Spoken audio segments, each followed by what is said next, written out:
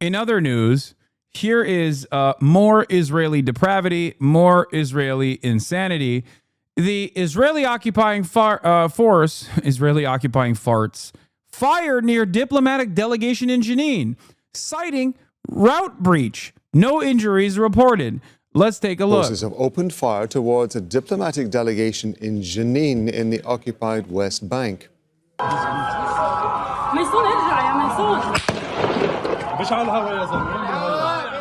The group included diplomats from the European Union who were visiting to observe conditions in the city's refugee camp. The Rafah news agency says at least 5 bullets were fired towards the delegation. Italy's foreign minister has summoned Israel as an ambassador to the country. In response, we're going to go to Handa Sahut. She's joining us from the Jordanian capital, Amman. She's there because the Israeli government has... What will it take, I wonder, for a coalition of the willing to form? Because, like what's going to happen? Do they have to, like, assassinate, like, a high-profile leader in a Western state or something? Like, in broad daylight? Like, the IDF just, like, kills a beloved European politician or something? Would that work? Would that actually cause what needs to be done? Like, because I mean, it's not unlikely. Who's going to help? China, USA, Russia love trading with Israel. I think that even if European leaders were to be like, we're done with this, we're cutting it completely.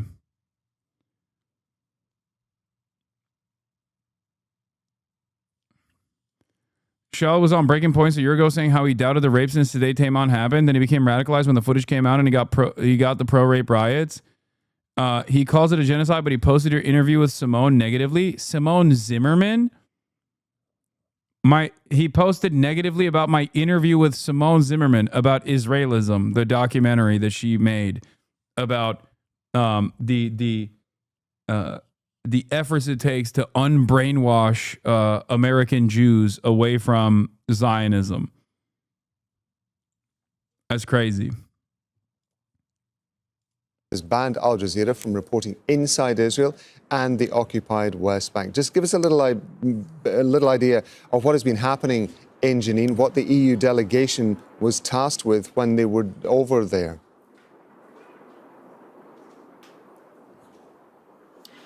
Well, it was dozens of representatives from many different countries, including EU countries, the UK, Sri Lanka, many Arab countries, including Jordan.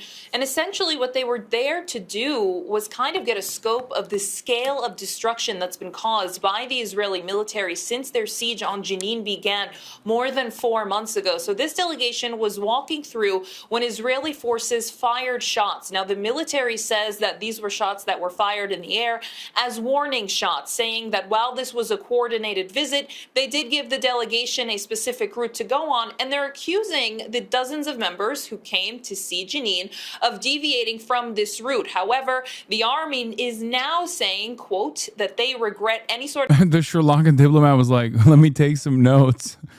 The IDF soldier was just helping them to better understand the situation, yeah.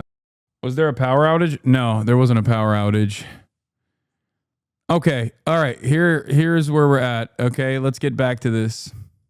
For government activities in the Palestinian territories. This is a person responsible in the Israeli military, is coordinating with different countries, different diplomats and representatives to kind of explain that this was a misunderstanding. But it just kind of goes to show you the reality on the ground of how you can be anybody walking through parts of the occupied West Bank and come under Israeli fire. These places in the Palestinian territory have been under complete siege. You have tens of thousands of Palestinians who've been forcibly uprooted and displaced from their homes as part of the ongoing military raids in Jenin, in Tulkarem, in their surrounding areas in the northern parts of the occupied West Bank. So the military says that this was an unfortunate event and is apologizing for it, and these diplomats were forced to take cover when the army was firing.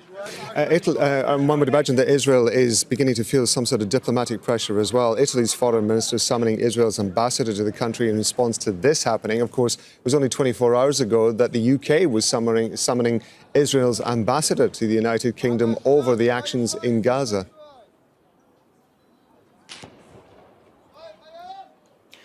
Look, there's been a lot of international pressure on the Israelis, on Prime Minister Benjamin Netanyahu's government. For one, they're expanding military operations in the Gaza Strip, but two, because of their blockade of humanitarian assistance inside of the Gaza Strip, saying that even though Netanyahu had announced they're going to be allowing this very basic and minimal quantity of food to go in, that it is completely inadequate, that it does not suffice, that the people in the Gaza Strip need much more than that, given. Bro, it is kind of wild that, like, it is kind of wild that this is what, like, even this is not gonna cut it. You know what I mean? Like, they are just opening fire on fucking ambassadors. They're opening fire on ambassadors, man. They're opening fire on fucking foreign envoys, which obviously their presence is directed by Israel. Like, they can't go into this occupied territory without Israel's go-ahead. The IDF regrets the inconvenience caused. Israeli forces open fire near a visiting diplomatic delegation in Jenin. Occupied West Bank prompting diplomats from a dozen countries, including China, Brazil, India, Russia, Japan, Canada, Mexico, France, Turkey, Spain, Portugal, Jordan, the UK, and Egypt to flee for cover. The Israeli military, in a statement, blamed the diplomats for deviating from the approved route. Yeah, they shot at them, and then they fucking turned around and were like, yeah, we shot at you, and it's your fault. It's so crazy, bro. It's so fucking crazy. Shouts are heard as shots ring out and footage shared by the Palestinian Foreign Ministry below.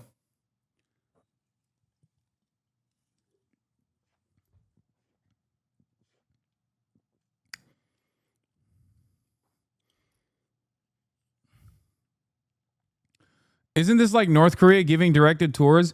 Yeah, except North Korea is not going to fucking shoot at foreign diplomats.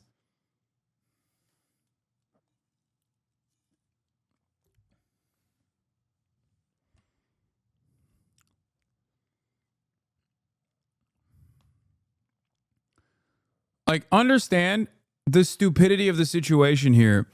Israel is illegally occupying this territory. And it's illegal occupants of this territory that are enforcing a military occupation and apartheid upon the indigenous population have the audacity to fucking shoot at international diplomats that Israel invited to the illegally occupied territory.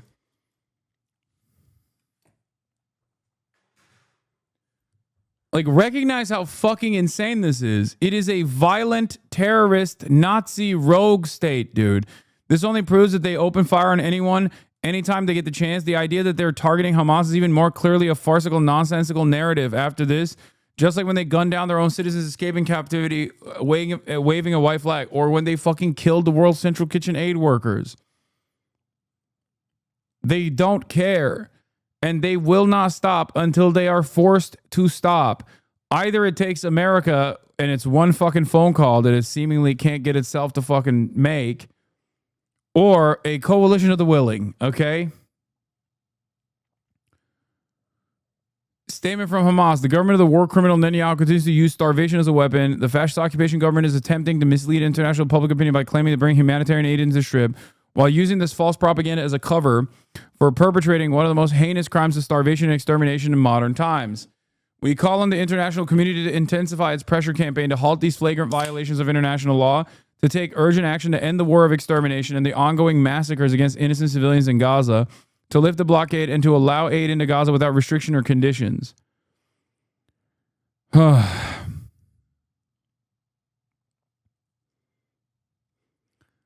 Interim director of Kamal Adwan Hospital, Dr. Sakar Hamad, told the reporters today, I went today risking my life to the Kamal Adwan Hospital and found thieves stealing everything from the hospital's resources. I tried to stop them, but we failed. And then the drones began firing in our direction, so we retreated and barely made it out alive. Truly, it's something sad and painful. We carved our way through the stone to bring Kamal Adwan back, and now it's being looted by the collaborators of the occupation, and we couldn't stop them. The hospital in northern Gaza is being subjected to repeated airstrikes from Israel since October 2024, including airstrikes, raids, and sieges. Now they are collaborating with local fucking criminal gangs to raid the hospital and steal the resources from the starving and desperate Palestinian population that is in desperate need of medical aid. Israel is activating criminal gangs in the region, in the Gaza Strip, to literally steal medicine from those who need it. And the reason why they do that is so that they can turn around and be like, Hamas is stealing aid. It's like, no, bitch, you're doing it. You are directing it. You're coordinating it. And you're stopping people from stopping those who are doing this horrifying action. Truly depraved behavior, like actual demon shit. It's vile. The Israeli army's operations there, given that they've been under siege for more than a year and a half. So there's been so much pressure. And the largest of those pressures was a statement by the UK, Canada, and France saying that they're willing to impose measures against Israel, including sanctions, if the situation continues as is. Handa, thank you very much indeed. That's Handa Sahut bringing us up to date with developments from Amman. Thank you. Italy's foreign minister has summoned Israel's ambassador to the country in response. Yeah, I heard about the incident in Jenin today where Israel Defense Forces shot warning shots, but still shots at a group of diplomats approaching the refugee camp within the visit organized by the Palestinian Authority. We definitely call on Israel to investigate this incident and also hold these accountable who are responsible for this, and any threats on diplomats' lives are unacceptable. As Israel is also a signatory to Vienna Convention, has the right, the obligation to guarantee the security of all foreign diplomats. So I think this is important.